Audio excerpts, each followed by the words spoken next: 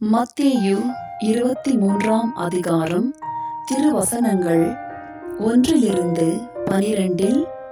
இயேசு திருச்சபையின் மூத்த ஆசான்களும் பரிசேயர்களும் கொண்டிருந்த மோசடிக்குரிய நன்னடத்தையை பற்றி எச்சரிக்கிறார்.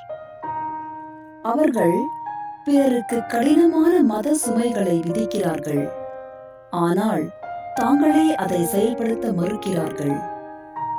இயேசு தாழ்மையை வலியுறுத்தி மக்களுக்கு சேவை செய்யும் மனதுடன் இருப்பதையே உண்மையான தலைமைத்துவம் என கூறுகிறார்.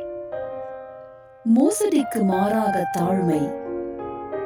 உண்மையான சீடத்துவம் மதிப்பு தேடுவதல்ல, நேர்மையுடனும் தாழ்மையுடனும் வாழ்வதையே குறிக்கிறது. சேவையின் மூலம் தலைமைத்துவம்.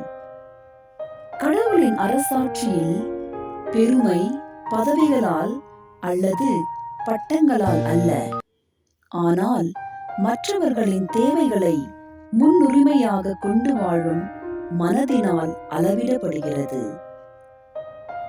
தேவனை மேம்படுத்துதல். நம்மை அல்ல, தம்மை உயர்த்த நினைப்பவர்கள் தாழ்த்தப்படுவார்கள், ஆனால் தாழ்மையுடன் வாழ்பவர்கள் கடவுளால் உயர்த்தப்படுவார்கள். ஜெபம். இயேசுவே, என் ஆண்டவரே, என்னை தாழ்மையாக நடக்க கற்றுக்கொடும். மகிழ்ச்சியுடன் சேவை செய்ய தூண்டும். உம்முடைய மகிமையையே நாட என்னை வழிநடத்தும்.